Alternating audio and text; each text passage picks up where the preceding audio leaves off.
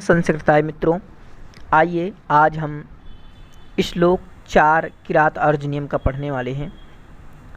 इसके पहले हम 3 तक श्लोक पढ़ चुके हैं। आज हम किरात अर्जुनियम का ये चौथा श्लोक आपकी स्क्रीन पर दिखाई दे रहा है, तो इसी को पढ़ना है। आइए आपको पहले वाचन करा देता हूँ। आपको पता है कि 1 से 44 तक जो हमारे श्लोक हैं वो वंशस्थ छंद पे हैं। 45वां हमारा जो है पुष्पिताग्रा है और 46वां जो है मालिनी छंद में है। ठीक है, ये आप जानते हैं। तो आइए इसका देखिए वाचन करते हैं यहाँ से।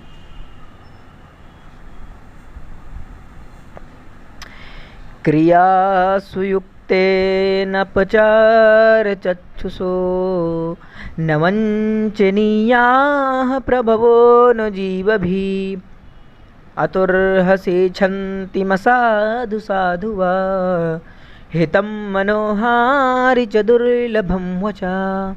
अब ये जो हितं मनोहारि च दुर्लभम वचा, ये आपके टीजीटी में कई बार ये सूक्ति है, बहुत ही इम्पॉर्टेंट है, बहुत ही इम्पॉर्टेंट श्लोक है।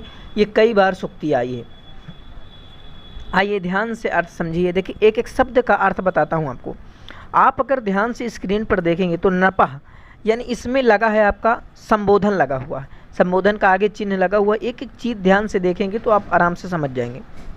और एक एक शब्द का मुझे अर्थ बता देना है। और जो भी आप बुक अपने सामने खोल लीजिए और वहाँ पर आप जो है नोट करते जाइए कि इसका क्या क्या अर्थ है। तो नपह माने कि संबोधन हो गए तो हे राजन हो जाएगा। ठीक है। क्रियासु यानी सप्तमी भक्ति हो गई।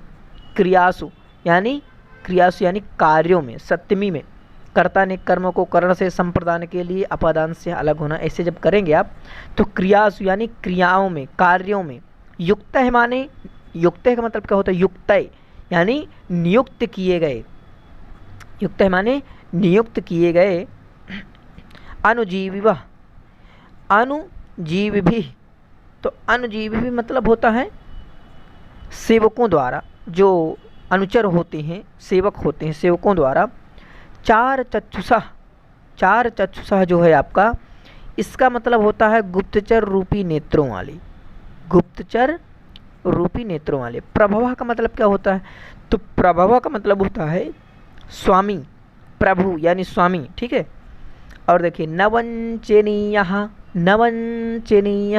ठगे नहीं जाने चाहिए। नवंचनीय का मतलब ठगे नहीं जाने चाहिए। अतः दिख रहा है ना, अतः का अर्थ होता है इतवे, इसलिए। असाधु, असाधु का मतलब होता है अप्रिय। ठीक है। असाधु का मतलब होता है अप्रिय।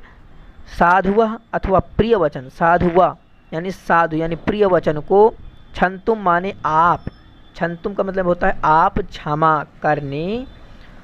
अर्हसि, अर्हसि माने योग्य है। एक एक शब्द का अर्थ नोट कर लीजिए। अर्हसि माने योग्य है। हितम माने हितकर। मनोहारि चा, मनोहर। चा माने और, मनोहारि माने होता है मनोहर। वचः माने वचन। दुर्लभम माने दुर्लभ होता है। तो इसका हिंदी में अर्थ क्या हुआ? जैसे कि आप अगर मीनिंग एक बार पढ़ लिए होंगे ध्यान से कि हे राजन, नपह माने हे राजन, हे राजन क्रियासु कार्यों में नियुक्त किए गए, अनुजीविन माने सेवकों द्वारा, चार चक्षुषो गुप्तचर रूपी नेत्रों वाले,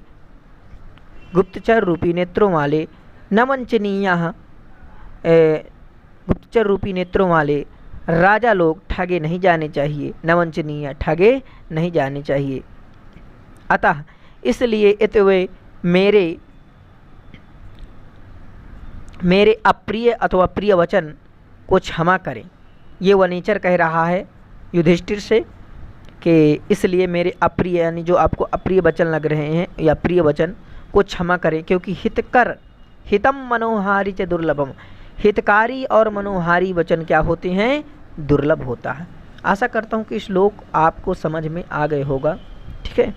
तो आप ध्यान से एक एक मीनिंग पढ़िए, और जब एक एक मीनिंग पढ़ लेंगे तो आप आराम से इसका अर्थ निकाल लें, कोई दिक्कत की बात नहीं है। और 1-2 बार वीडियो को देख लिया करें, और वाचन ज़्यादा से ज़्यादा कीजिए। अगर वाचन आप करेंगे तो अर्थ आसानी से फिर निकाल पाएंगे। अगर इसे आपको श्लोक याद नहीं तो थोड़ा कठिन है आपको समझने में, ठीक है। तो बाकी कोई दिक्कत नहीं है।